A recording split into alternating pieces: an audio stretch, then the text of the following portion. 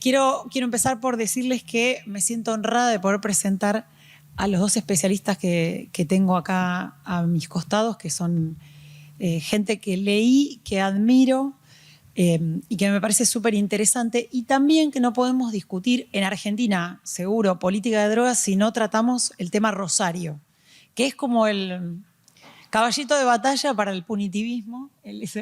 Es todo el tiempo el ejemplo de lo que está pasando en Rosario. Entonces, ¿qué está pasando en Rosario? Vamos a escuchar gente que sabe sobre el tema. Voy a presentar entonces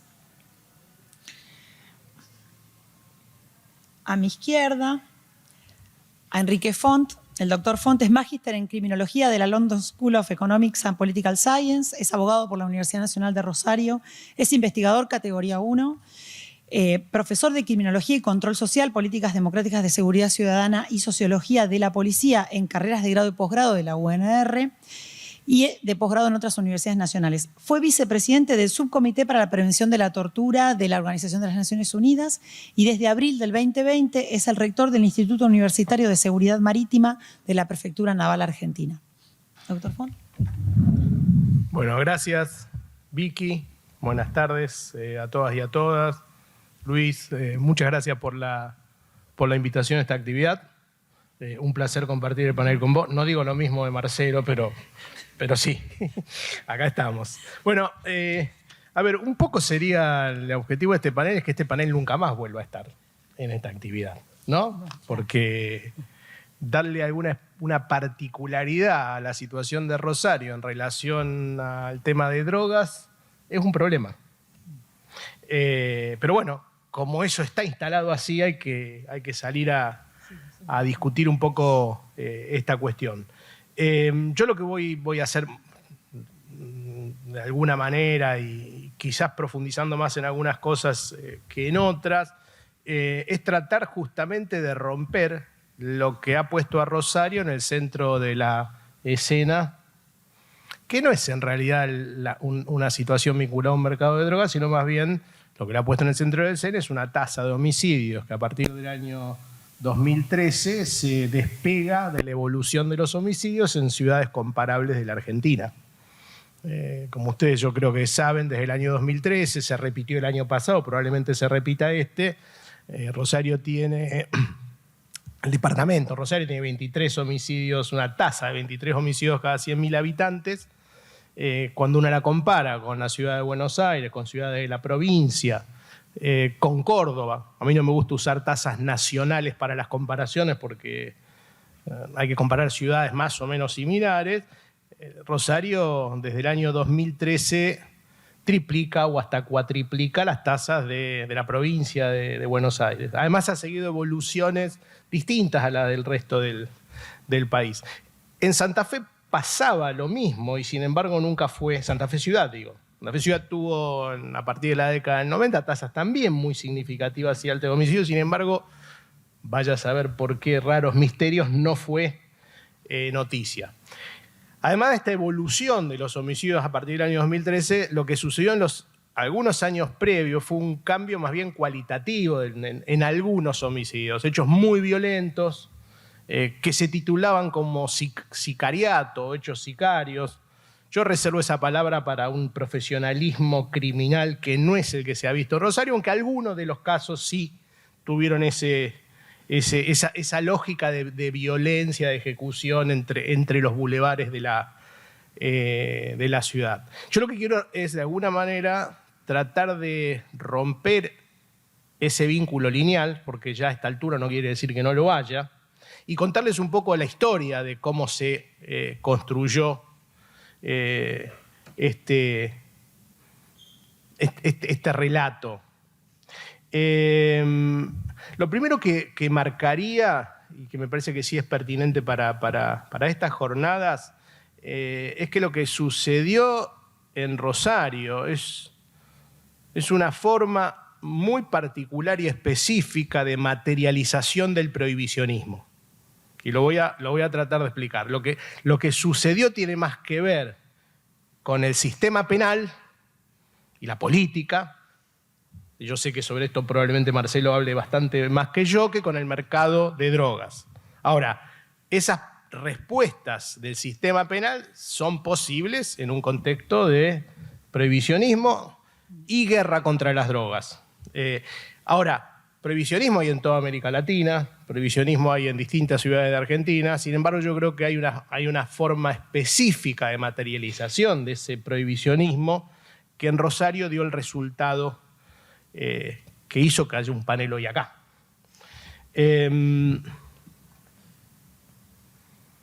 Sobre esto quiero marcar algo también, porque nos lleva a una discusión por demás interesante políticamente, teórica y políticamente, que es, y acá sí quisiera citar, porque no es algo que se me haya ocurrido a mí, sino es algo que propuso hace varios años un colega argentino que hace muchos años que está en Rotterdam, que es Damián Zaitch, Z-I-T-C-H, digo para que los que lo quieran googlear. Y Damián, yo creo que en el año debe haber sido 2009, publicó en Cuadernos de Seguridad, está disponible en la web, un artículo que se llama Reducción de daños del sistema penal, seguridad y tráfico de drogas ilícitos. En ese artículo, Damián lo que plantea es primero una discusión conceptual de tratar de mostrar que en la lógica del prohibicionismo es muy difícil implementar de manera efectiva políticas de reducción de daños. O sea que la lógica prohibicionista y de guerra contra las drogas conspira con la realización de políticas de reducción de daño. Y él plantea una lógica de reducción de daños del sistema penal. Dice, mientras sigamos en el marco del prohibicionismo, tenemos que seguir luchando para salir de allí, pero a la vez tenemos que tener una estrategia de reducir los daños que en el prohibicionismo produce el sistema penal. ¿Por qué digo esto? Porque una de las cosas que yo voy a marcar sobre el fenómeno de Rosario es que los daños lo ha producido predominantemente el sistema penal. Las administraciones de justicia provincial, la administración de justicia federal, las gestiones políticas en materia de seguridad y la policía, en gran medida. O sea, Rosario es lo que es por esa situación. Una brevísima referencia metodológica, y que creo que va a sintonizar con los colegas que nos precedieron presentando la revista.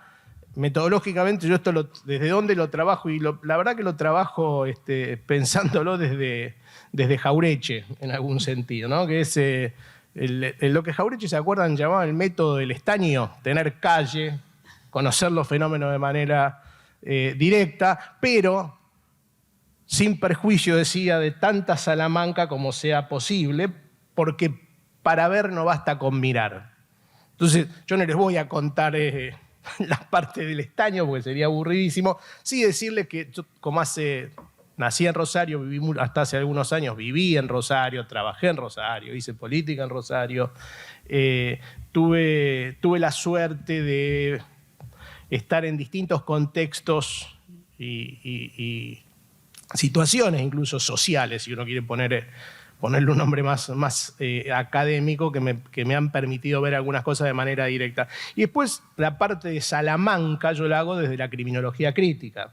Y ahí solo marcar 2 o 3 cosas que explican un poco lo que les voy a contar. La criminología crítica, hoy criminología cultural, tiene 3 o 4 cuestiones que a mí me resultaron claves para poder entender el fenómeno de Rosario. Uno es la idea de la especificidad, ¿no? La criminología es una ciencia social, busca generalidades, busca regularidades, pero reconoce que esas generalidades se dan de manera muy específica en lugares, en momentos históricos, en contextos sociales, políticos, económicos y culturales. O sea, hay que buscarle la especificidad al tema. La otra es una mirada que lleva 50 años, a veces con éxito, a veces no, tratando de convencernos de que al delito hay que mirarlo junto con el control del delito, que no son 2 cosas separadas, que al menos para su abordaje conceptual, son dos caras de una misma moneda. Se configuran mutuamente. No es que ahí está el delito, la inseguridad o como la queramos llamar, y acá viene la respuesta del control de la policía, de los jueces, que puede ser buena, mala, mediocre, corrupto. No. La criminología nos dice, miren, son la misma historia. Son dos caras de un fenómeno que se configuran mutuamente. Es clave para entender Rosario esa configuración. Y después algo, le diría, propio más de las ciencias sociales, ¿no? que hay que entender estos fenómenos en una mirada más histórica. Parte del problema que hay sobre la discusión en Rosario es que de repente se puso de moda y entonces tratamos de explicar el presente desde el presente. Y esto tiene historia. Digamos, hay una historia del mercado de drogas, hay una historia de la policía, hay una historia de la política, de la administración de justicia. No les voy a hacer la historia de todas estas cosas porque no terminamos más, pero sí hacer algunas menciones, sobre todo para ilustrar esto. Si no entendemos la historia de estos fenómenos, es muy difícil entenderlos. Vamos rápido con el lado delito del tema, si quieren, seguridad. Muy breve, algunas cosas quisiera marcar, nada más. Primer tema, no hablemos de narcotráfico en Rosario. O si hablamos de narcotráfico, vamos a ponernos a hablar de otras cosas en Rosario. Yo lo primero que marcaría de Rosario tiene un mercado local de oferta y demanda de drogas, como tiene Buenos Aires, Mar del Plata y otras ciudades, que le diría que en principio no tiene nada particularmente llamativo. Diría que me animaría a decir, si bien es difícil de mencionar, que quizás no es uno de los mercados más grandes de la Argentina. Pero que sí tiene como fenómeno algunas particularidades propias, que no tienen que ver todavía con la administración de justicia, la policía y la política. Primero, la ubicación de la ciudad. En términos de mercados ilegales, como ustedes saben, las coincidencias en los flujos comerciales legales coinciden con los ilegales. O sea, los contrabandos en general circulan por los carriles de movimiento de las economías legales. Bueno, Rosario tiene ahí una cuestión logística, si ustedes quieren, muy particular. Es el punto de encuentro de dos embudos, si quieren ponerlo así. El de las rutas nacionales 9, 11, 34, que vienen desde el NOA y desde el NEA, o sea, desde dos países tradicionalmente productores como Bolivia y Perú, y un país que luego se va sumando en el tráfico de la cocaína, ¿no? Como es el Paraguay y Brasil, y que además eran tradicionalmente el contrabando de la marihuana, de cigarrillos, de distintos microtráficos locales en las zonas de frontera. Bueno, esto coincide allí, coincide el río Paraná también, ¿no? la llamada hidrovía. Y allí se abre otro embudo, que es el acceso al mercado más grande que tiene la Argentina, que es el de la ciudad de Buenos Aires, de la provincia de Buenos Aires, el llamado AMBA, ¿no?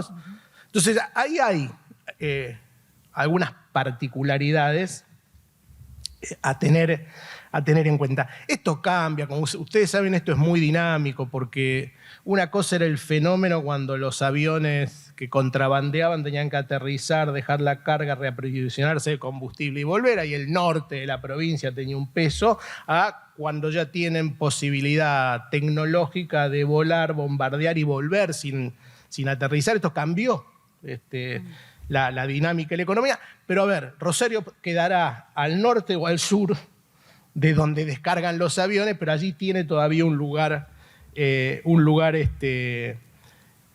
importante. ¿Qué otra cosa muy rápido marcaría?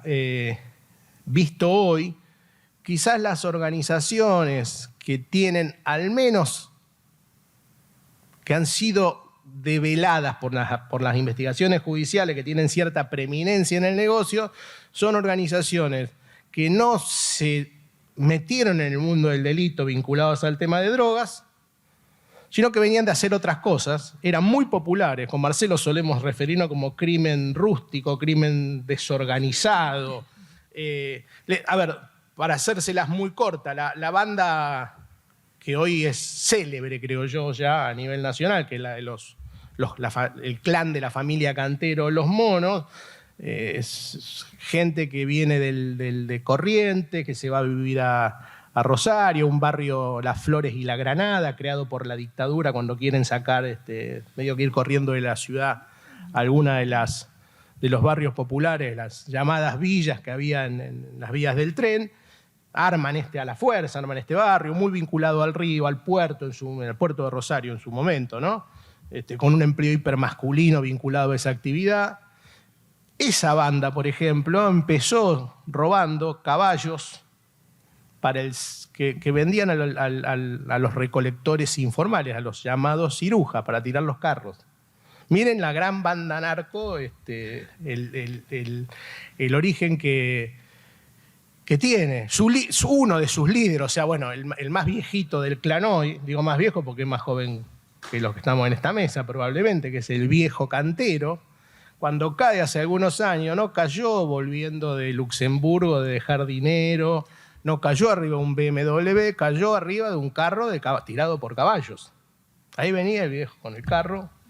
¿Qué los hizo famosos a esta banda en los 90? Que no llegaron a los medios nacionales. Una lucha salvaje contra otra banda del barrio local, los Garompas, Monos versus Garompas. Fue en los 90 una masacre en la ciudad. Cuando digo una masacre, digo, se tiraron con todo, se asesinaron, hubo asesinatos, perdieron los Garompas, hubo asesinatos con mucha crueldad, hubo desapariciones, o sea, mataban a alguien, lo enterraban, iban a la madre de la víctima a decirle no te vas a enterar dónde está tu hijo. La mujer lloraba, pedía, quiero saber. Hubo tortura con perros, o sea, encerrando a alguien en un rancho y tirándole perros. Arrastraron gente por las vías a caballo. O sea, fue una banda que hizo un nombre con la violencia. Y una violencia que era por sobre todas las cosas, y hemos escrito bastante sobre esto, identitaria. Una violencia más vinculada a construir su nombre, a ser respetado en esa actividad. Ahora quiero irme echando, porque creo que es un buen momento para hacerlo, la cara policial y judicial de esto. Esa banda negociaba en su origen con un subcomisario de Las Flores, del barrio de Las Flores, o sea, con un muy bajo rango de la policía. ¿Qué les garantizaba? Les garantizaba impunidad de todas esas actividades. Impunidad que muchas veces tiene que ver no con cobrar, sino simplemente no meterse en algunos problemas, ¿no? Empiezan los tiros, se encerraban, esto sigue sucediendo todavía, me encierro en la subcomisaría, que arreglen lo que tengan que arreglar, juntamos los muertos después, se abrirá la causa y demás. Esta banda en particular, se va haciendo pistolera de la usura local, de la usura popular, va participando en algunos robos a mano armada. En algún momento, esto es discutido según quienes conozcan o tengan acceso a la banda, pero en algún momento hay una discusión interna y deciden meterse en el tema marihuana. Ahí es donde el fundador realmente de la banda, que es el papá de la esposa del viejo Cantero, Contreras, salen a pescar, bueno, esto para una buena serie de Netflix, ¿no? Salen a pescar y no vuelven. Y ahí la banda se mete. Los mitos dicen que lo enredaron en una red y lo largaron al agua. No sé, nunca lo vamos a saber. Pero bueno, es cierto que en algún momento deciden entrar al negocio de la marihuana. Probablemente sus contactos familiares en Corrientes hayan ayudado a eso. Se van cruzando con el tema barras bravas en el fútbol, sobre todo vinculados a la hinchada de Newell's, que siempre tuvo mucho vínculo con el radicalismo. Ahí para contar algo, cuando éramos oposición en la política universitaria en los 90, nos traían la franja morada, nos traía a la entonces barra de Newell's para arreglar los temas que podrían ser conflictivos en el marco de las elecciones en la universidad. No se parece a lo de ahora, pero digo, ¿qué quiero marcar con esto? Ahí hay unos cruces muy propiamente le diría rosarinos o santafesinos en alguna de estas cuestiones. Crecientemente la banda va yo lo digo como hipótesis, pues es muy difícil saber qué pasa a veces con estas actividades delictivas, pero va creciendo, va entrando en un negocio mucho más redituable, que es el de la cocaína, que no es que no existía en Rosario, pero ellos sí lo van tomando y lo van expandiendo. hay cosas a tener en cuenta, que es la expansión del consumo de cocaína en la ciudad, porque si no, no sería un gran negocio. Es una expansión de un consumo vinculado es una ciudad con mucha gente joven, que tenía ya no mucha vida de esparcimiento, tiempo libre y nocturnidad, y es una ciudad que cuando las cosas van bien el dinero abunda, y cuando van mal, porque no es capital provincial, porque depende de los agronegocios. Yo un poco en broma a veces digo que es la única ciudad realmente capitalista de la Argentina, no tiene fundador, no es la capital.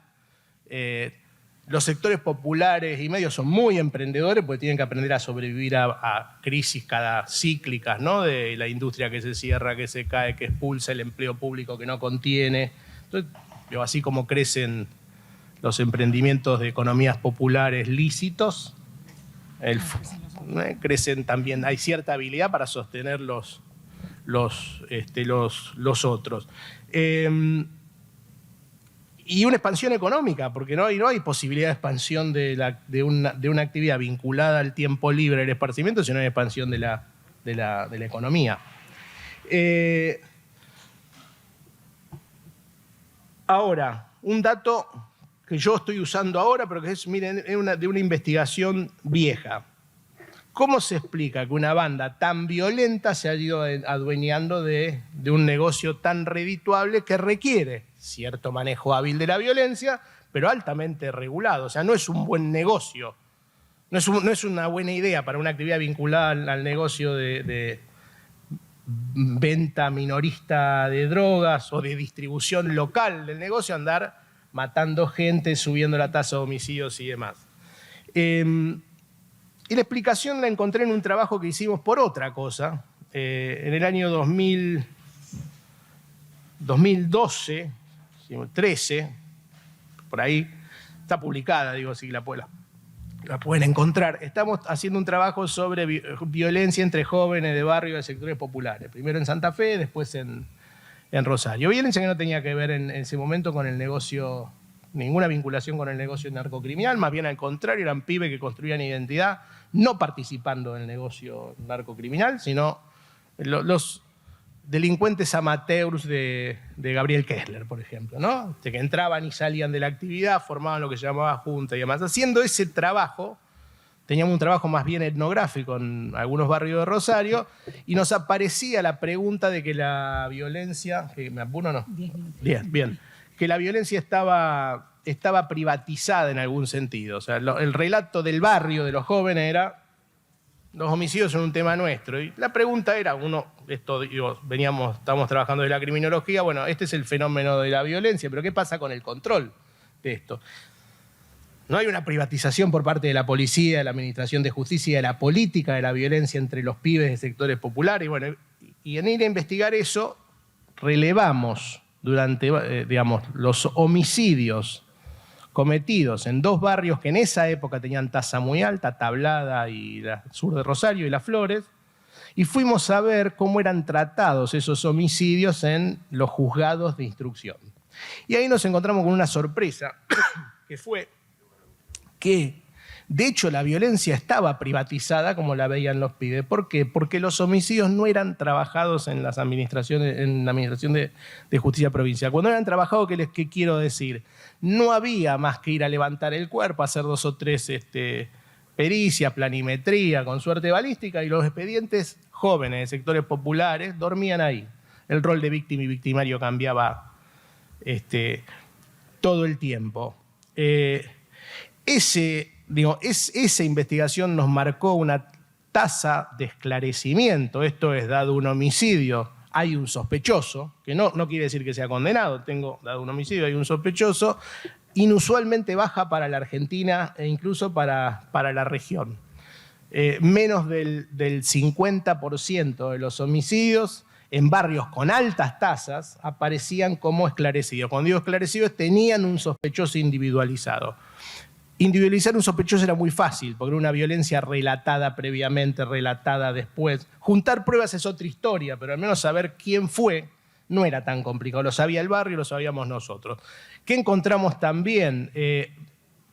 Homicidas mensualizados, o sea, identificados por la policía, pero los que les cobraban mensualmente para no pasarle el dato al juez. O identificados judicialmente, pero que el dato circulaba para que no fueran detenidos. Eso, me animo yo a decir hoy, bueno, agrego un dato más, que no es investigación propia. Los propios datos del sistema nuevo marcan todavía un porcentaje de esclarecimiento bajísimo.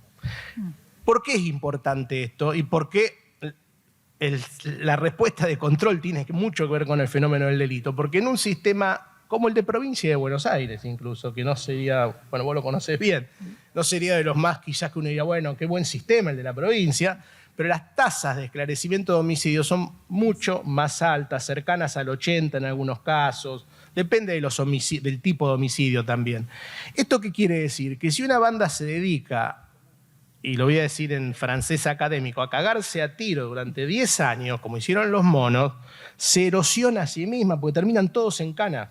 O sea, hay prisión preventiva para el homicidio. Entonces, dado el homicidio, tenés un sospechoso, en general va preso. Bueno, lo que pasó en Rosario tiene mucho que ver con la respuesta de la Administración de Justicia, que hizo posible que una banda que anduviera a los tiros, con una violencia muy identitaria y expresiva, se consolidara, se fuera adueñando del negocio. ¿Qué generó esto? Que quienes querían competir, abajo, a los costados o por arriba, tenían que entrar a los tiros también, y de hecho, una sola referencia, la otra banda que es hoy famosa es la de Alvarado, ladrón de autos de provincia de Buenos Aires, mucho más sofisticado, le diría, que estos otros muchachos, pero que también era un tipo que podía y estaba en condiciones de andar a los tiros y hacerse un lugar de esa manera. Dos datos más rápidos. Hoy hablamos mucho de las deficiencias de las administraciones de justicia federales dedicadas a las causas de tenencia y demás. Bueno, yo le diría que también por otra cosa me tocó investigar para la Procunar, relevar en el año 2013 las causas que los fiscales federales de Rosario tenían en temas de drogas. Y para hacerla corta, con lo que nos encontramos era una manera de trabajar las causas de droga que le garantizaba una estabilidad al negocio que permitía un control policial que yo no vi en otros lugares del país. ¿Qué quiero decir con esto? Por ejemplo, un mismo fiscal tenía 4 causas por puntos de venta, digo, porque arrancan con eso, en el mismo barrio, que evidentemente eran de la misma organización, y lo trabajaba con 4 fuerzas federales distintas. 2 fiscales tenían una causa, que era obviamente la misma jurisdicción, no la juntaban nunca. ¿Esto qué permitía? Que la policía judicializara los puntos de venta de drogas, pero lo regulaban como se regulaba el juego clandestino. Hoy vas a sacar vos, mañana vos, porque el sistema federal les garantizaba una lógica que era absolutamente incapaz de hacer algo. Ni bien llegó un fiscal que hizo otra cosa, se llevó preso al jefe de policía. Digo, esto es un dato no menor. 1 minuto tengo para terminar. Otro dato más, y con esto sí termino. Decía, bueno, pero uno dice la policía. La policía no es un problema en la mayoría de las provincias del país vinculada a la gestión de delitos. Sí, claro que lo ahora la de Santa Fe, y no me voy a extender en esto, pues entonces lo dejo a Marcelo. Tiene algunas particularidades. Es una policía muy violenta, por falta de control, por falta de entrenamiento. Es una policía muy ineficiente, en general, para hacer el trabajo que uno espera que haga la policía. Y además es una policía que del lado tradicional de regulación del crimen, del delito, que es dejo que las cosas sucedan, recaudo y reparto, y mantengo niveles más o menos aceptables, de maneras suizas o de maneras africanas, pero más o menos regulo. Eso lo hace mal. Quizás los cambios en las modalidades delictivas han hecho que esa forma también vaya perdiendo cierta capacidad, pero tienen al lado de esa algo sí que nos parece a muchos y a muchas novedoso, que es lo que hemos llamado la cuentapropización. O sea, policías que se salen de la estructura de regulación institucional del negocio y se integran a las bandas. Y se integran a las bandas como empleados, como parte de las mismas. En algunos casos se asocian, en otros casos tienen relación de dependencia, si uno lo quiere poner así. Y policías de alto rango, de medio rango, policías metidos en las fiscalías, que ahí habría toda otra discusión para dar. En concreto, y con esto sí cierro,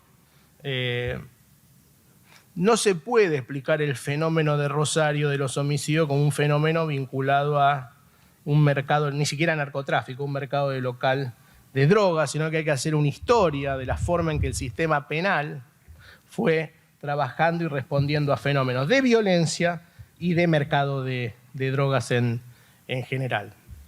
Gracias.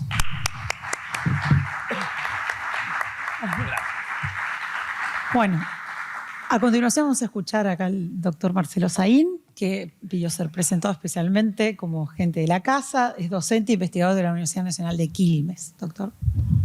Muchas gracias. Eso es lo que soy.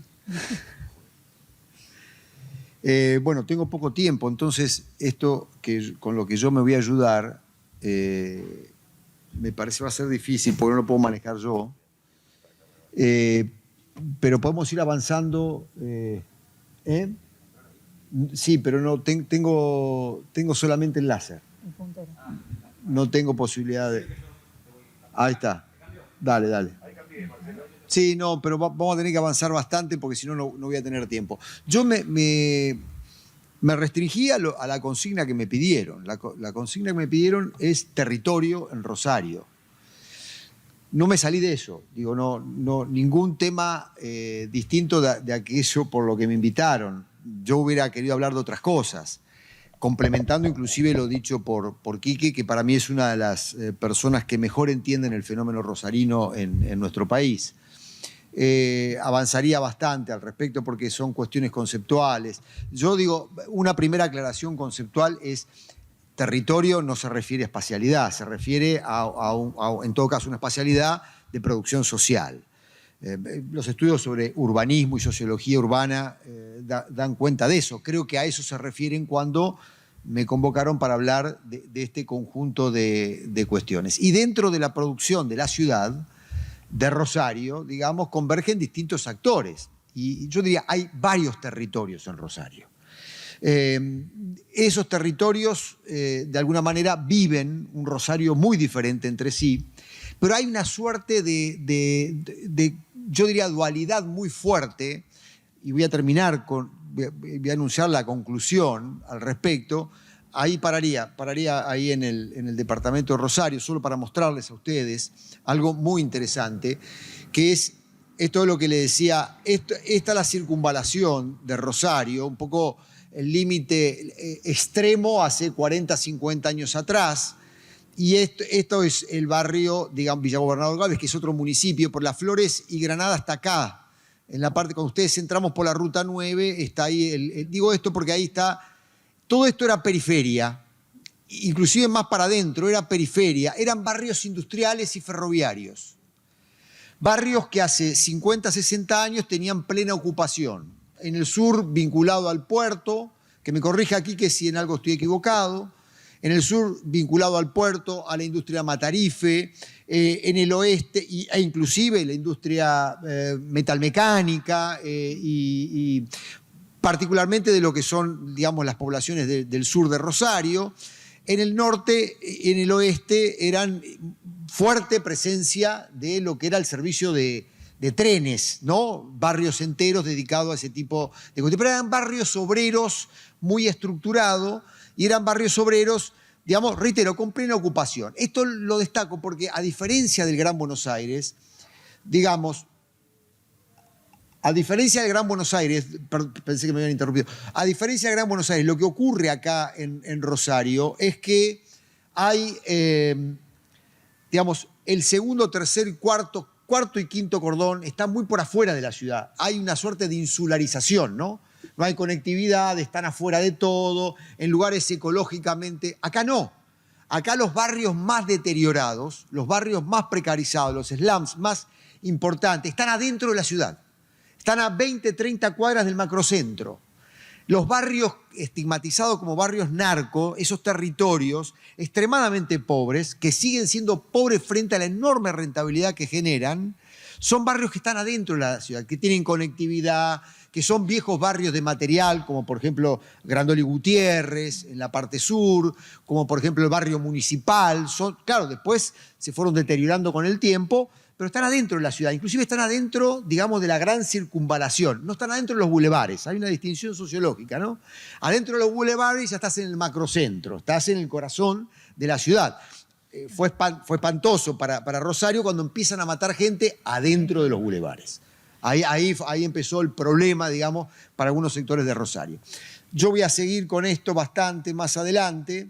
Voy a avanzar. Yo les quería mostrar la composición de la ciudad, pero vamos a seguir más para adelante. Acá están los barrios, no importa, seguimos.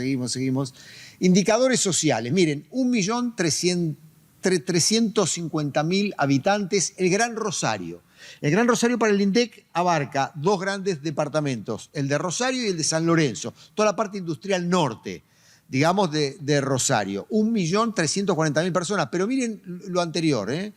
Miren,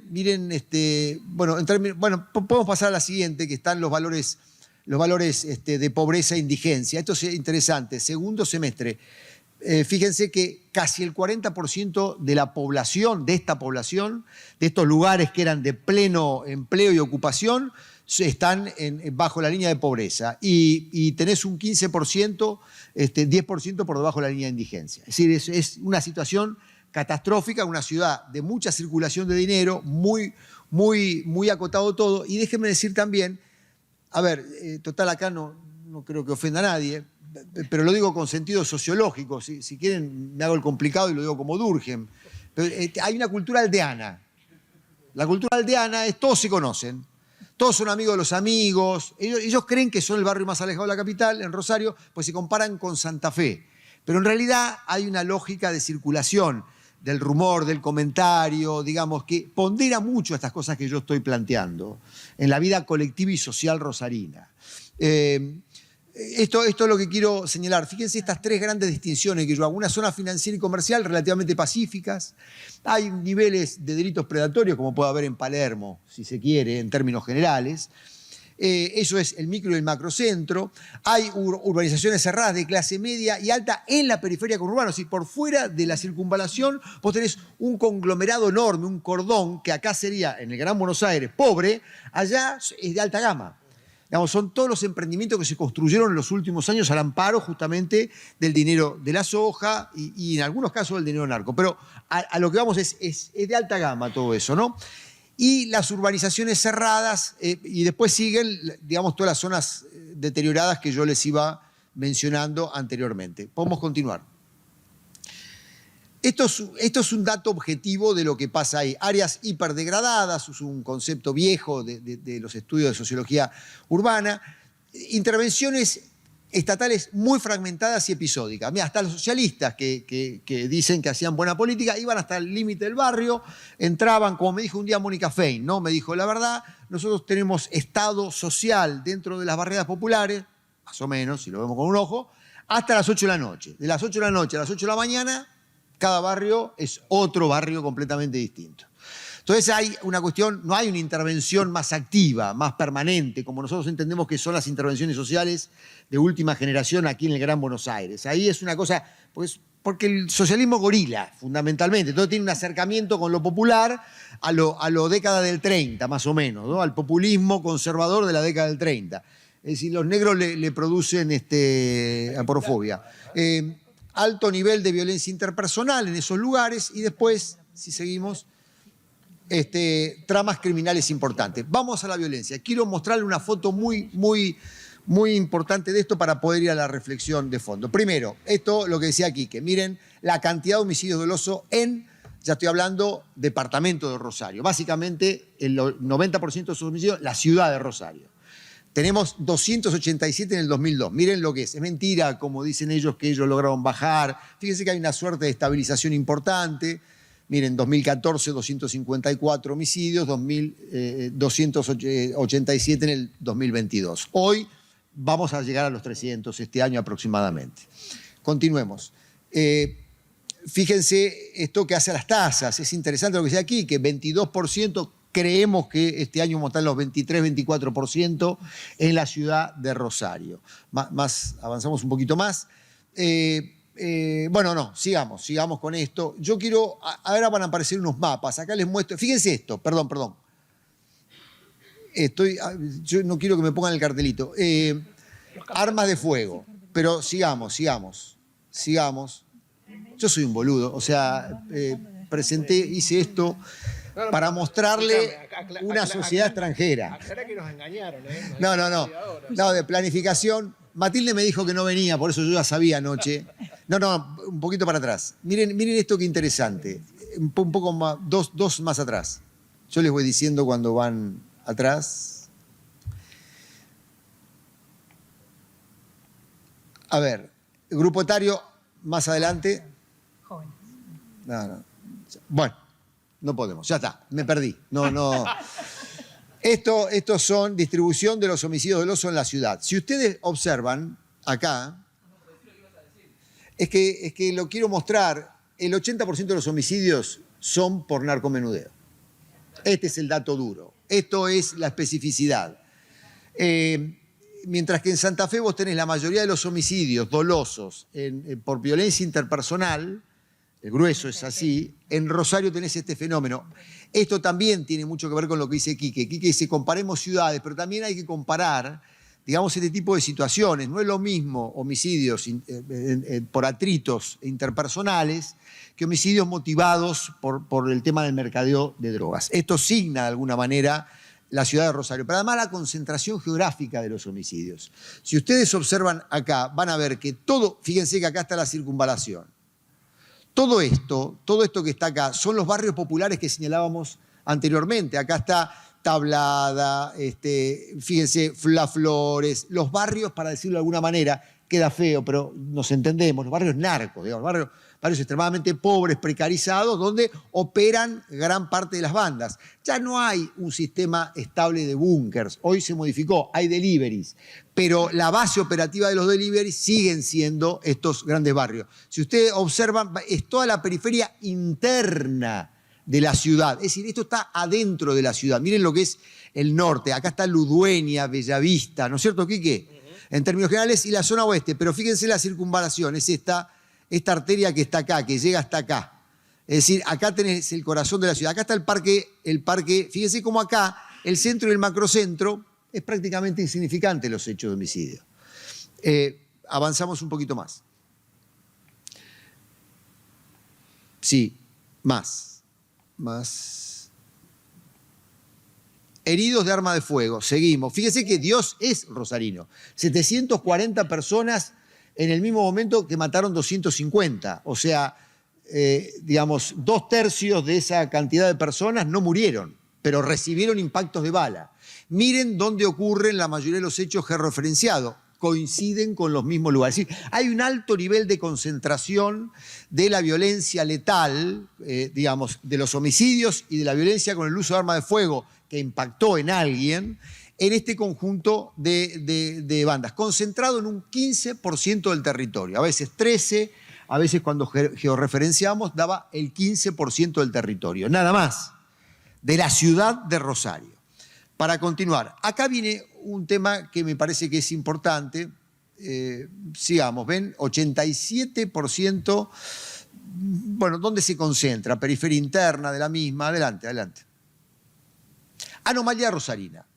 Acá yo quiero hacer una pequeña introducción con algunos títulos para mostrarles cómo se ha construido otro territorio distinto que no necesariamente refleja esto en Rosario. Podemos avanzar. Primera cuestión, la policía santafesina perdió la capacidad integral de control y regulación legal e ilegal de los territorios. Eso no ocurre en otros lugares, aún con policías en crisis. Segundo, las bandas de mayor envergadura dominan y conducen sectores policiales. Lo que Quique decía recién del cuentapropismo policial es interesante. Además, agrego a lo de Quique algo. El cuentapropismo policial en Santa Fe y particularmente en Rosario te da cuenta de que la regulación del crimen no es institucional. Claro. Es como que hay arreglos por comisaría, por algún grupo operativo de investigación. Es muy fragmentario y fragmentados, niveles diferentes desde el punto de vista horizontal y vertical en la propia institución policial. Analizar por qué se da el fenómeno de la fragmentación de la policía. Bueno, compren el último libro de Sain, qué sé yo. Ciudad de pobres corazones. Lo venden por internet. Pero ahí hay parte de la explicación. A lo que sigo con todo esto, y acá viene algo que me parece importante. Si en otros países y escenarios las organizaciones criminales tienden a reducir la violencia para hacerse menos visibles, en el caso de Rosario la violencia es un motor para ganar visibilidad, presencia y poder territorial. Yo le llamo en ese libro, digamos, violencia constructiva, porque lo que noté es que si no gestionás, aún de manera rústica, como dice Quique, algún grado sofisticado de violencia, no cumplís con 3 objetivos que son fundamentales en las organizaciones. Primero, la contraposición contra otras organizaciones o contra el propio Estado. Segundo, el disciplinamiento interno, muy fuerte.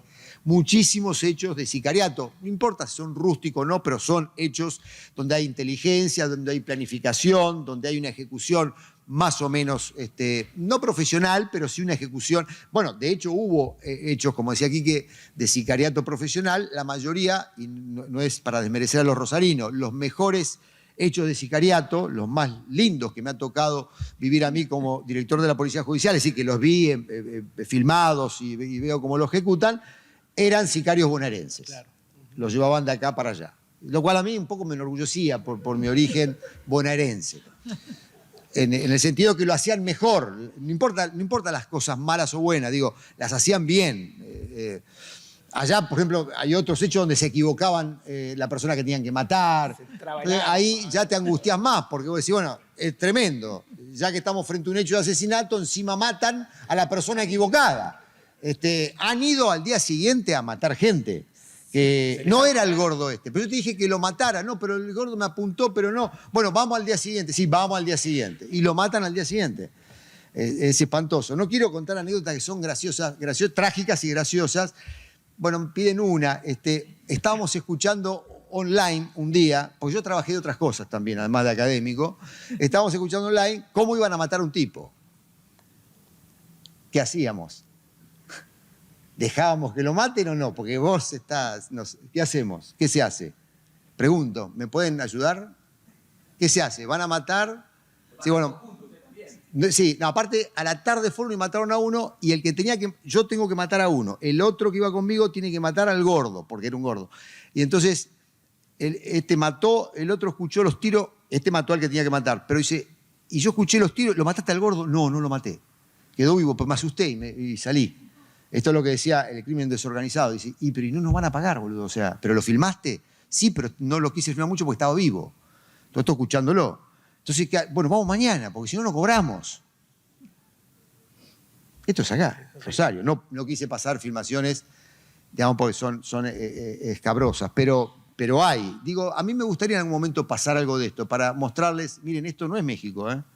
Esto es, cuando 2 grupos de sicarios se enfrentan, porque uno iba a salirse del negocio, el Manco García, y entonces Alvarado manda al grupo actual de sicarios con la Ferrara y revientan a todos los que están ahí y rematan gente en el piso. Es un tema álgido, digo. Sigamos. Pero esto está concentrado. Esto no ocurre en Rosario. Esto ocurre en la periferia pobre del interior de la ciudad de Rosario. Continuemos un poquito más. Bueno, sigamos.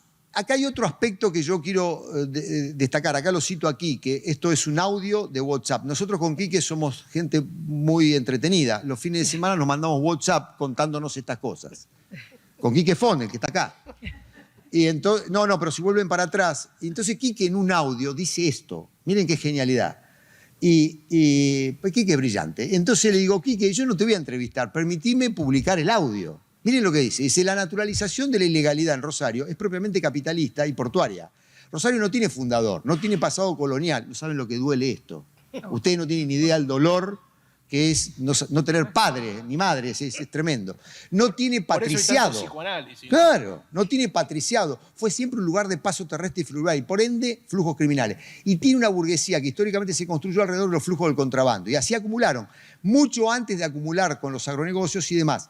Eran todos comerciantes vinculados al puerto, o sea, contrabandistas. En este contexto hay una naturalización de ese tipo de legalidad como algo que es legal. Además, es una ciudad con historia de contrapropismo, emprendedurismo, también de los sectores populares, que está fuertemente vinculada a participando de todos en el mercado ilegal. Esto es increíble. Uno cuando vive en Rosario se da cuenta de cómo atraviesa la cultura de la ilegalidad a todos los sectores. El verdulero de la esquina te compra un camión en el mercado por derecha con factura y 2 camiones robados. Pero está naturalizado y lo que vale es el dinero. No importa el origen del dinero. Cuando se secó la plaza de la... A ver, la guita grande, negra de la ciudad de Rosario, explico solamente esto para entender el otro territorio. El dinero fuerte de Rosario es el dinero de la economía real de Rosario, la economía industrial, en primer lugar, agropecuaria y de servicios. Esa economía real que produce bienes tiene un 30, 40, algunos dicen 50 y 60% en negro. Entonces se creó una burguesía no es como tal, pero digo, se creó un estrato de gente que administra y gestiona esa guita a través de la timba. ¿De acuerdo? Tipos que no laburan, tipos que viven en los country y laburan 2 horas por día por teléfono. Esto los he conocido yo personalmente, ¿eh? Tipos que uno me dijo, yo duermo la siesta, porque esas son las siestas, me pongo el pijama y me tapo entero. Eso es siesta. El resto que se tiran arriba de la cama no es siesta. ¿Y cuándo labura? A la mañana, 2 horas. Tremendo country. Al amigo de él, que me lo presentó, le entraron a robar hace poquito un palo verde en la casa tenía. Un palo verde en la casa, no en la caja de seguridad, un palo verde. Para que ustedes entiendan, esas cosas no te las encontrás en otro lugar. Son cosas que sorprenden en un contexto social determinado, más para una mirada extranjera como la que tenía yo. Es decir, lo que quiero decir con eso es, toda esa gran inversión se hizo en torno a algunos negocios, pero fundamentalmente el negocio inmobiliario. Gran parte de eso financió la política, todos los sectores de la política, todos, el socialismo en primer lugar. Gran parte de la política compró en la recompra de medios, participó de la recompra de grandes medios concentrados en Santa Fe y en Rosario. Esto es importante porque la política se asoció con esa guita y con esa burguesía. Todos, socialismo, radicalismo, peronismo y ahora cambiemos. Absolutamente todos. Ahí está la fuente y la cantera fundamental del financiamiento de la política en Santa Fe. Y eso, digamos, cuando se secó la plaza, que cayó la guita y el flujo grande de la soja, echaron manos a narcos. Hay historias importantísimas. Un ministro socialista me dijo, Marcelo, todo esto, el vínculo entre el dinero narco grande, ya 2020, más o menos, 2018, 2019, 2020, el dinero grande, me lo dijo un ministro de Justicia, el último ministro de Justicia de Lifshitz, me dijo, Silverstein, ¿no? Me dijo, ¿sabés dónde se hizo? Te lo voy a enseñar vos que no sos de acá. En el Jockey Club. Le digo, ¿pero cómo en el Jockey Club? Sí, en el Jockey Club van los abogados narcos. Ah, le digo, pues yo nací en San Isidro, un barrio popular de San Isidro, pero en el Jockey Club de San Isidro, si no tenés doble apellido, no entrás. No importa si sos multimillonario. Tenés que tener doble apellido. No, mis acá entran todos los grasas que han hecho plata. Entre ellos los abogados narcos. Entonces ahí empezaron a traer la guita, porque ahí hicieron la conexión con los Soneto, acá los puedo nombrar, total, no hay juicio. Los Soneto, los Rosenthal, digamos, y una serie de personas. Careijo, porque pobrecito el padre realmente la hizo por derecha y hoy su apellido aparece en todos lados. Es decir, y ahí se hizo un flujo, digamos, un corredor muy importante, digamos, de la segunda etapa de lavado de dinero del narcotráfico. Yo quiero decirles solamente, hoy un búnker o un delivery por fin de semana, jueves, viernes y sábado, que es cuando hay comercialización de droga, porque es recreativa, nada más, se levanta 10 palitos, 10 palitos por fin de semana. Estamos hablando de 40 palitos, 50 palitos, 60 palitos por mes. Estoy hablando un lugar, o sea que las guerras son guerras comerciales severas que tienen mucho que ver con este tipo de rentabilidad. Ahora, eso que se genera en estas barriadas populares que yo vi que se mata y se muere, no queda ahí. Va a la otra ciudad, al otro territorio, al territorio globalizado, según Saskia Sassen, digo, ¿no? Las ciudades globales, va al sector financiero, que no es un sector financiero narco, es el sector financiero histórico de Rosario. Cuando alguien en la justicia y en las investigaciones empezó a poner el ojo a estas líneas de lavado de dinero y empezaron a hacer allanamientos en el microcentro, empezaron los problemas. Y acá viene justamente la construcción de lo que yo llamo la argucia de los poderosos, el narcotráfico y la violencia es un asunto plebeyo desenvuelto en las barreras populares. Esta es la construcción de la clase del círculo rojo rosarino, santafesino, pero rosarino fundamentalmente. Vale decir, el problema del narcotráfico son los muertos, es la violencia. Y eso se desenvuelve por fuera de esta sociedad integrada, protegida de alguna manera, convalidada de alguna manera. El problema es cuando se hizo el puente entre una y otra a través de algunos anómalos de la justicia, y en algunos casos puntuales, digamos, empezó a seguir el dinero narco, la protección judicial, la protección, digamos, de sectores de la política, y se ventilaron en determinados juicios orales, pero con nombre y apellido absolutamente, compren el libro que yo les dije anteriormente, digo, ahí comenzaron los problemas, porque se rompió esta forma de entender lo que era la sociedad rosarina y el fenómeno del narcotráfico en la sociedad rosarina. Moldeado como orfebrería, digamos, por parte de los medios, que además, reitero, son medios que son, como en todos lados, Martín Becerra lo ha trabajado muy bien, inclusive en el caso rosarino, son medios de grandes grupos económicos, pero además la política invirtió dinero. Es decir, a mí, yo en uno de los trabajos que tuve allá, me quiso conocer en ese trabajo, por Rubio, qué sé yo, el dueño de uno de los grandes medios, del medio más importante de Rosario. Y comiendo por ahí me dice, yo sé que vos tenés un problema con el senador Trasferri. Al principio de la gestión mía, tenés un problema con el senador Trasferri, dejá que eso te lo resuelvo yo. Entonces la respuesta mía fue, ¿vos no te enteraste cómo Kirchner se peleó con Mañeto? Sí, por la 125. No. Digo, se peleó cuando le contó a Mañeto que la sucesora iba a ser Cristina y Mañeto le dijo, no estoy de acuerdo. Y le dijo, a mí qué carajo me importa, vos manejás Clarín que yo manejo el gobierno. No entiendo lo que me quiere decir, que nunca te voy a dar la potestad de vinculación de un ministro con un senador del mismo partido a vos porque significa pegarme un tiro en el pie. Gracias, chao, se atragantó con el churrasco y ahí empezaron los problemas. ¿Para quién? Para el ministro. Bueno, en fin. Nada, son anécdotas que yo cuento para ilustrar un poco las cosas que están ahí. Yo lo que quiero decir, hay dos territorios.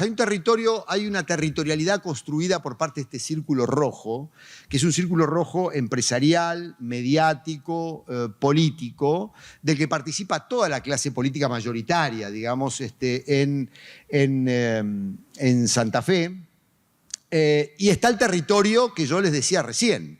Digo, esto es Rosario.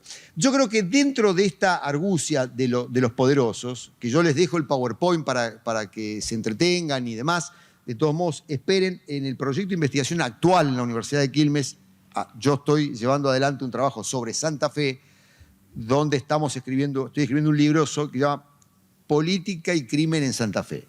Que la idea es mostrar justamente en un sistema político específico cómo el crimen, digamos, talla la institucionalidad política, porque en general se cree que hay una externalidad con estas cosas, que allá, digamos, no es tan así. Justamente por este carácter de circulación de ideas y de rumores tan pueblerina, hay un vínculo muy directo, muy estrecho entre las tramas institucionales y los núcleos criminales. No se le iba a escapar a nadie del círculo rojo semejante parva de dinero generado por los morochos en materia de narcotráfico. Ese dinero flota ahí, está ahí, hay una burguesía construida al amparo de la necesidad de gestionar ese dinero negro, con todos los circuitos ya aceitados, con las relaciones, con la protección política aceitada para ese tipo de cuestiones. Hay un elemento importante, no formaba parte de esto, pero se los digo. La garantía para que todo ese bloque de poder pueda funcionar es el control de la justicia. Allá también hay Comodoro Pi. El control de la justicia se ha logrado de muchas maneras. Se ha creado el Ministerio Público de la Acusación a partir de la reforma de una justicia penal adversarial hace unos 10 años atrás y se llevó adelante una estrategia de ocupación de cargos a través de cuadros políticos. Yo diría 2/3 socialistas o progresistas y 1/3 socios peronistas, si no, no había votación. Entonces, realmente la composición del Ministerio Público de la Acusación está de alguna manera entre dos variantes: alta politización o estudiantina del centro estudiante de la Facultad de Derecho, que terminó siendo fiscales en Rosario. Y que entonces cuando tienen que investigar un homicidio, sí saben algo.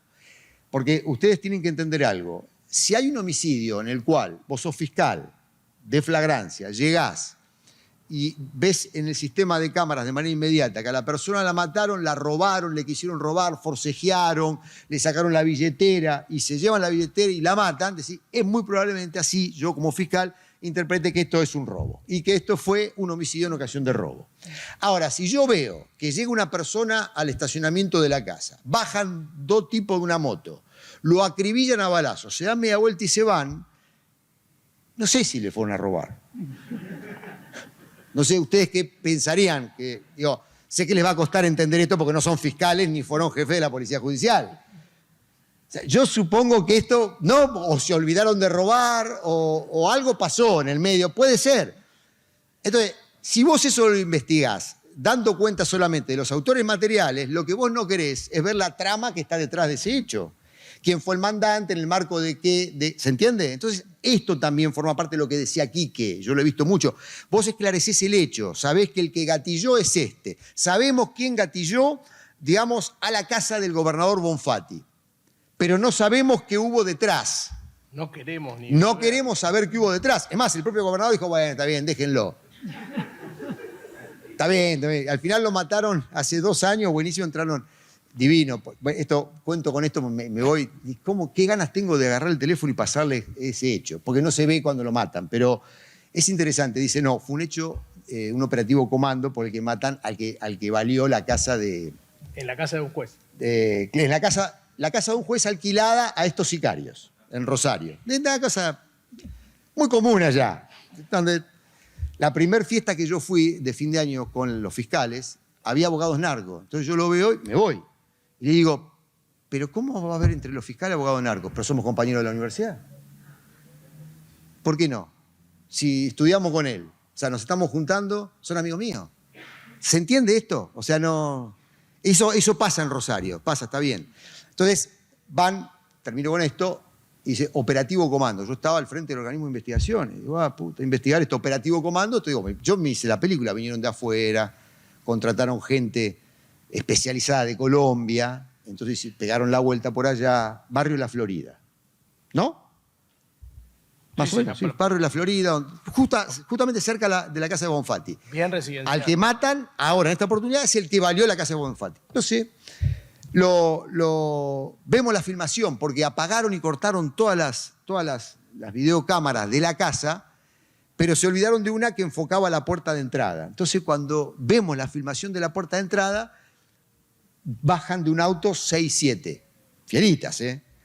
Y en una motoneta. Entonces entran todos, ¿viste? Todo gorrito, ¿viste? Así, muy guachiturro, ¿no? Entran así, de caño, ¿no? Por supuesto. Entonces vos ves la puerta de entrada, alguien barretea y entran. Entonces vos ya sabés cómo fueron, mataron 3 sacados allá, a una chica la siguieron hasta arriba, le pegaron el tiro, y de repente a los 5 minutos ves que salen todos estos cagando, pero ¿saben cómo? Venía Godzilla, estaba Godzilla adentro, corriendo, se patinaban, se pisaban entre sí, 3 de la mañana, salían corriendo, se pisaban que esto y que el otro, y de repente se suben al auto y uno corría al auto porque lo habían dejado afuera, porque el auto se iba y se trastabillaba todo, y al minuto viene otro. Se habían olvidado de uno adentro, era el que estaba arriba atendiendo a la piba, que es la que terminaron de matar, después murió en el hospital. Queda arriba, entonces cuando se fueron estos, se olvidaron de ese. Entonces cuando sale desesperado, se va al medio de la calle, no estaba el auto, no estaba la moto, mira para acá, mira para allá, es para reírse, sinceramente, y se va corriendo. Ese fue el operativo comando. Atrás, a los 5 minutos, 10 minutos, llega ¿qué? El patrullero. Eso es otro show. Un gordo que parecía una tortuga ninja con el traje antibala, que era un traje antibala para un tanque, digamos, y hace la introducción a la casa. Bueno, es imperdible eso. Lo que quiero decir es esto lo que decía el crimen desorganizado. La difusión pública, esto fue un gran hecho, operativo comando, un asesinato sicarial extremadamente complejo. Cuando nosotros vimos las imágenes el mismo día del acontecimiento, nos dimos cuenta de que esto era un hecho bastante rústico. Bueno, en fin. Yo digo, hay 2 territorios. Está el territorio ficcional de Rosario, el construido por el Círculo Rojo rosarino y por la clase política rosarina que quiere reducir el fenómeno del crimen y del narcotráfico a las barriadas populares y a los hechos ostentosos de violencia. Y está, me parece a mí, otro territorio, varios territorios reales, entre los cuales, si queremos hablar del fenómeno del narcotráfico en la territorialidad, decimos sí, hay un territorio de venta de droga, de estoqueo, de comercialización que está en ese conjunto de barriadas, pero hay también un territorio donde habitan los consumidores, 80% del consumo recreativo, creció 5 veces en los últimos años el mercado de consumo de droga en la ciudad de Rosario, según la última encuesta de prevalencia, que todavía no está la información, me lo decían anoche. Es decir, y al mismo tiempo todo el circuito de lavado de dinero, que es el circuito de gestión de la economía negra, de la economía legal rosarina. Digamos, esto también hace al fenómeno del narco. Todo esto es, y la protección político-institucional. Estas 3 cosas, consumidores, mercado de consumo, sin estigmatizar nada, cuidado con esto, por un lado, y por otro lado, todo el circuito de protección político-institucional, y al mismo tiempo todo lo que es la estructura de gestión de la economía del crimen, dan cuenta de otro territorio completamente distinto, que es el territorio ocultado por aquel territorio ficcional construido por ellos mismos, digamos en términos generales, a través de esa alianza con los medios. Otro día les voy a contar, ¿les cuento la última anécdota? ¿Sí? Es un minuto. Yo tenía un trabajo allá, ¿no? Otro trabajo, distinto de académico. Entonces, un día allanan una financiera y entran a esa financiera siguiendo el dinero narco. Mataron a un narco, se le secuestró el teléfono, se miró el teléfono, había comprado el día anterior $17.400 en una financiera medio conocida, de un grupo empresarial. Carey, lo digo acá, pero que la abuela y el padre habían hecho cosas interesantes y el hijo es la degeneración de la especie. Entonces el hijo, el padre le había dado parte de la oficina y puso una pequeña financiera y bueno, había comprado este morocho ahí. El padre una vez me quiso conocer hace poquito, fuimos acá al museo de Constantini y me dijo, ¿a vos te parece lo que le hacen a mi hijo? No, digo, tu hijo, ¿vos conocés el narco que le compró dólares a tu hijo? ¿Le viste la cara? No, míralo. Si vos te vienes con $17.000 a comprar, vos le vendés a mirá la cara que tiene, lombroso, ¿viste? Mirá la cara que tiene. No, claro, bueno, tu hijo está hasta las manos, porque, digo, está complicado. Bueno, el pibe, 300 documentos DNI tenían ahí, intercambiaban, vendían y compraban, negociaban con el grupo narco. Cuando allanan al día siguiente eso, a la noche yo recibo una llamada del gobernador. Me dice, hay un dueño de un medio muy importante de acá, Rosario, que está asustado. Dice que si lo vas a detener, por favor no sea delante de sus hijos. ¿Y por qué lo voy a detener? No, me dice, porque hoy allanaron esa financiera. ¿Y pero qué problema hay con esa financiera? Me dice, evidentemente, por lo que me estás diciendo, debe tener algo de dinero en esa financiera. O sea, fíjense ustedes el vínculo. Nosotros seguimos el dinero narco de un tipo que habían matado y llegamos a esa financiera. Y ya creía el dueño, es decir, el manieto de Rosario, que yo iba detrás de él porque ahí había una timba y tenía, después nos enteramos, un palo verde, caminándolo ahí, pero eso es vuelto para ellos, ¿eh? ¿Se comprende? Eso es Rosario. Eso te pinta Rosario. El dueño del medio llamando al gobernador, el gobernador llamando a su ministro, diciendo, por favor, si me viene a detener, ¿viste? Pero aparte se venden solo, porque en realidad nosotros estamos siguiendo otra cosa. Habían sacado toda la información, después se vio. Bueno, pero ahí yo no quiero entrar a eso, Quique, porque si no van a decir, vino a justificarse y a explicar que no cometieron el espionaje que dicen que cometió. Bueno, en fin, esto quiero mostrar, este también es otro territorio. Estas tramas forman parte de Rosario y explican esto que decía Quique, por qué la violencia no tiene regulación estatal, ni legal ni ilegal en ninguna instancia en Rosario. Bueno, muchas gracias.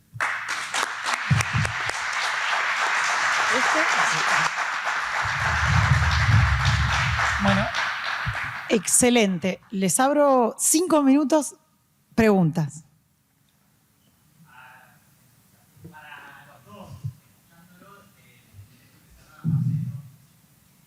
¿entienden o creen?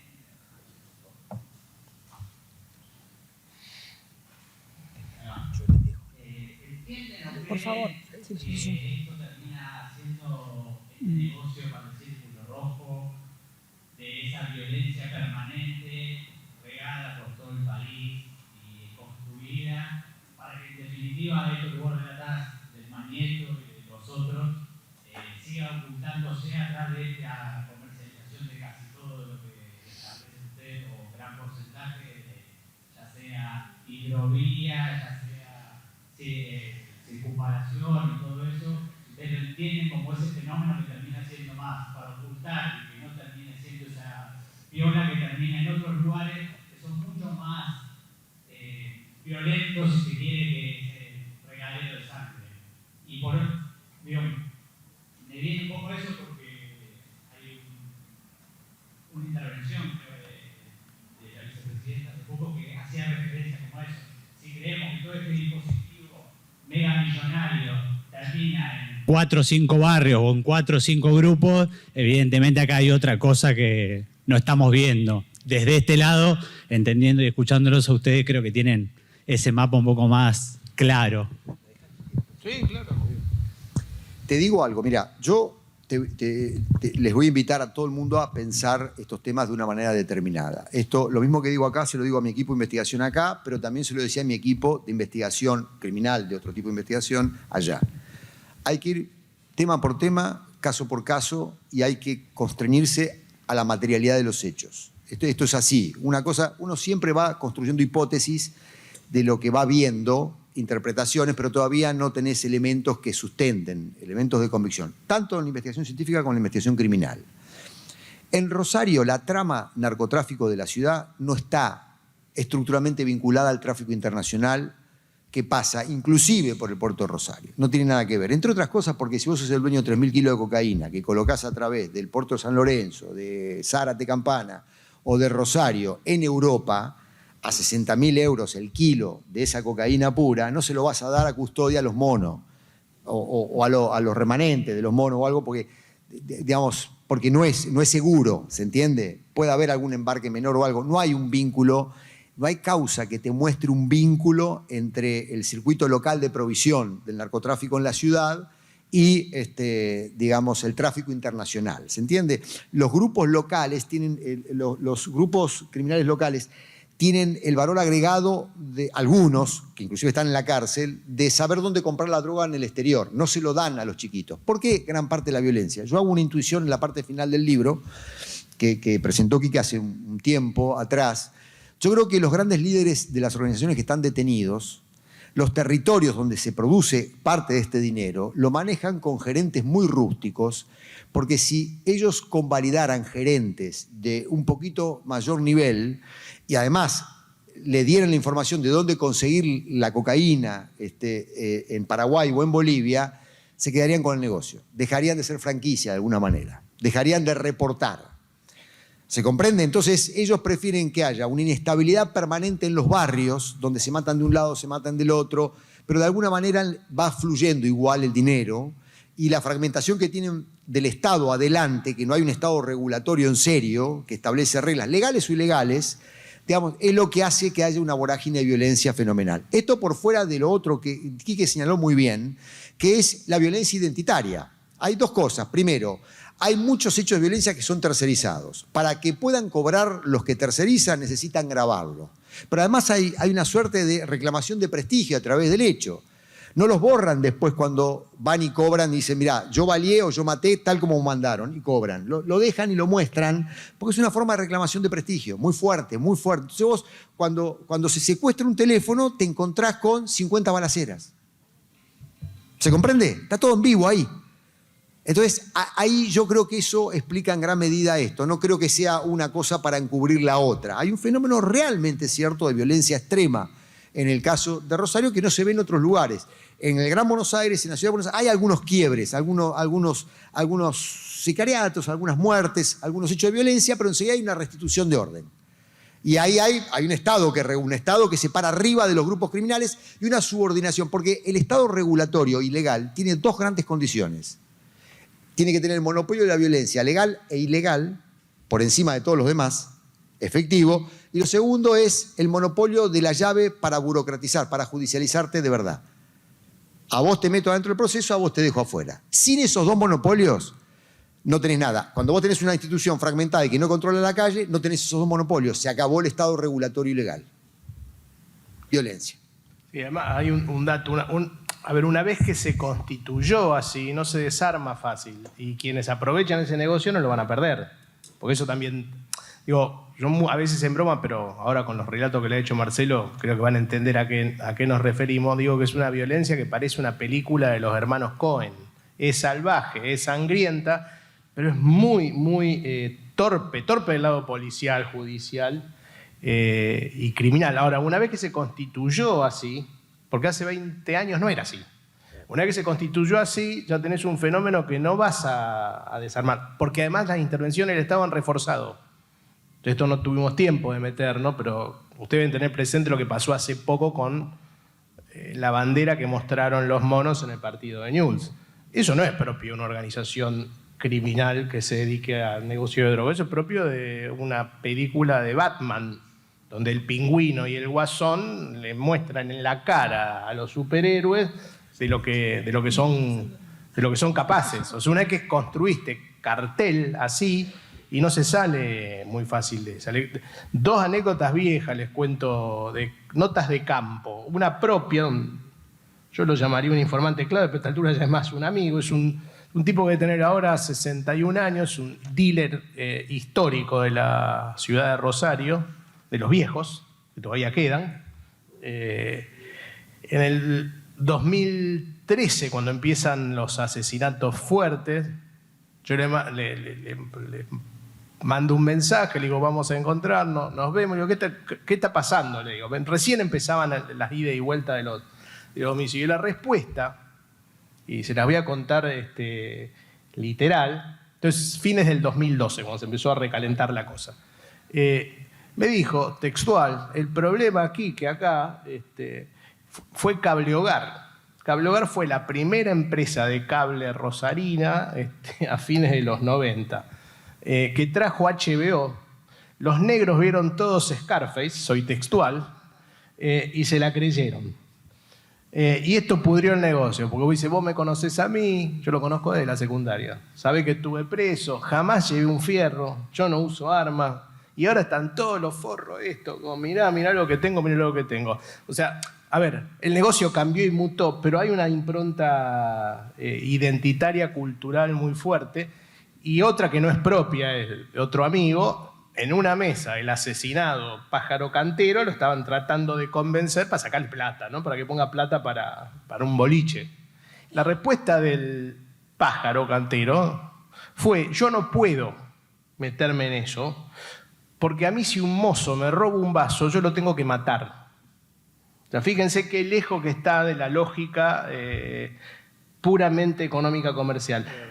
Yo creo que al Círculo Rojo no es que le convenga esto, es lo que hay, es lo que se armó, es lo que se construyó, y no lo van a probablemente a modificar por la enorme rentabilidad que trae. Pero la impronta de la violencia tiene que ver con lo que se fue constituyendo por incapacidad de regulación estatal también, ¿no? Porque la policía es igualmente violenta a la hora de usar la fuerza letal, ¿no?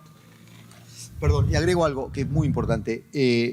No es los sectores dominantes rosarinos, los dueños de los medios y del empresariado rosarino, no tienen una mirada, como gran parte de la Argentina, a lo inglesa, de subordinación de los sectores subalternos, socialmente hablando, y de conducción y de dirección, de hegemonía. Hace poquito, el dueño de este medio quiso reunirse conmigo aquí en Buenos Aires. Hoy estoy con anécdotas. Y me reuní con él, con Germán Montenegro, otro profesor también de acá de la casa. Y él es querellante en una causa contra mí, inclusive. Y entonces yo le digo, pero ustedes no se dan cuenta que la política no va a resolver esto, lo tienen que resolver ustedes, que tienen el poder, la economía, la plata, tienen que tener un poco de impronta inglesa.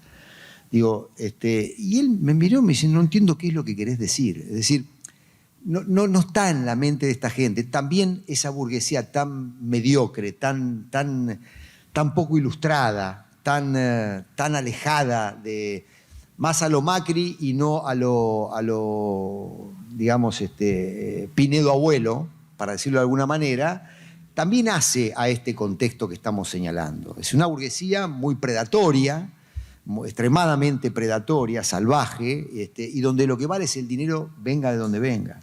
Es increíble ver en Rosario, todo Rosario Norte, las construcciones de los emprendimientos inmobiliarios no habitados por décadas ya. Al principio era...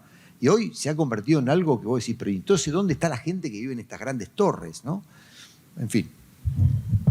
Tenemos otra pregunta.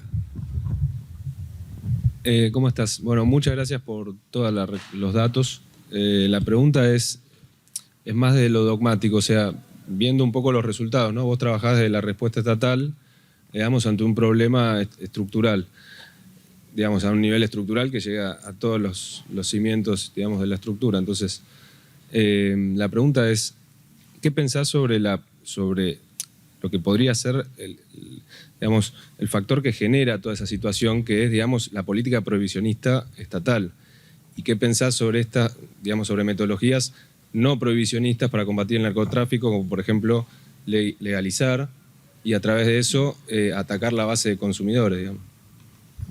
No, pienso lo que es un fracaso total eso, y creo que hay que ir a un proceso, me parece, inmediato de desregulación o empezar a discutir esto. Acá, en estos ámbitos, ya se está haciendo hace 10 años, digamos, y después, eventualmente, hablar un contexto de legalización. Yo lo que pasa es que la despenalización de los consumos y de la comercialización, en un contexto donde vos tenés una estructura internacional y un sistema de seguridad tan férreo articulado en torno a la prohibición, como sociólogo me parece un tema distinto. Ahora, yo te voy a responder, vos me preguntabas en lo personal.